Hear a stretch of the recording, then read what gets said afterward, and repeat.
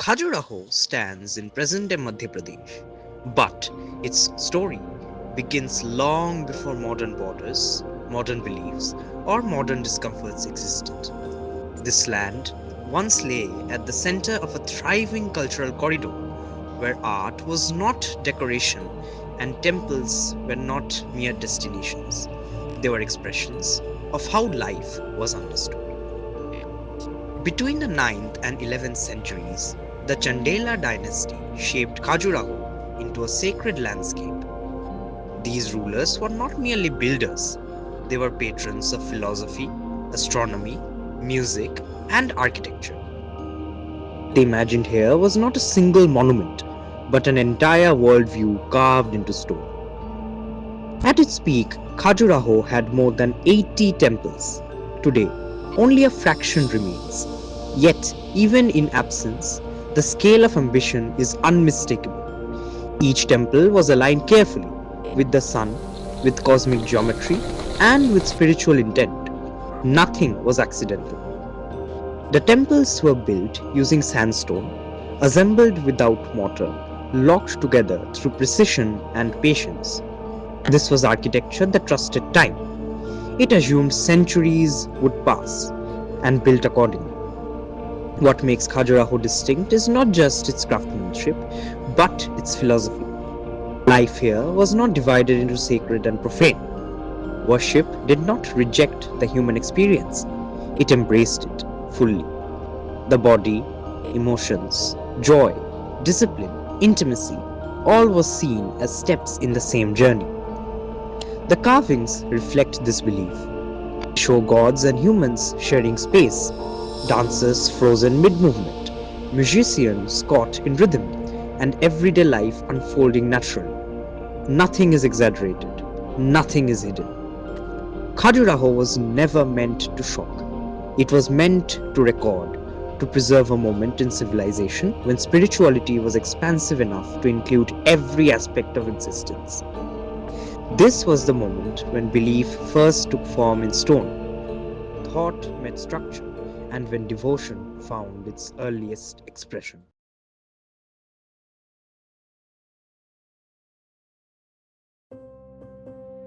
Khajuraho is not a single temple complex. It is a carefully planned sacred landscape divided not just by space but by intent. The temples are grouped into three main regions, each reflecting a different dimension of belief and purpose. The western group of temples forms the spiritual and architectural core. This is where the largest and most elaborate structures stand. The Kandariya Mahadev temple, dedicated to Lord Shiva, rises like a stone mountain, layered and deliberate.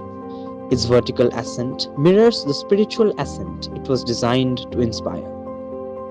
Here, carvings grow dense and detailed. Stories overlap. Life appears in motion. These temples were built to be experienced slowly, walked around, observed from different angles, understood through repetition. Moving east, the atmosphere changes.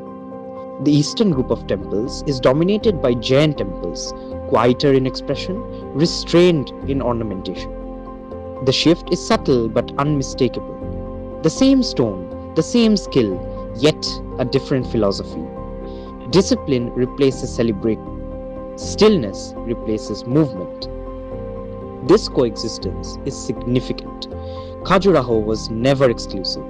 Different belief systems shared the same ground. the same respect, and the same permanence. Further south, away from crowds and prominence, stand the southern group of temples. These structures feel isolated, almost forgotten, yet they carry a quiet dignity. There is no performance here, only survival. Together, these three groups form a complete spiritual map. They show how belief was not centralized but distributed, not enforced but allowed to evolve. Khajuraho does not prioritize one path over another. It simply gives each its place, shaping a land where faith was grounded, balanced, and shared across the sacred ground.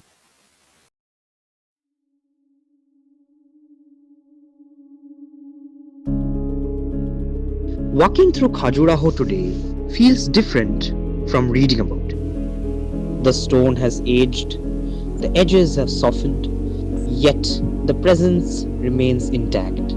Time has not erased these temples, it has only stripped away the unnecessary. Sound behaves differently here. Footsteps echo lightly, voices lower on their own. Even silence feels intentional, as though the space is listening. Light becomes the final sculptor.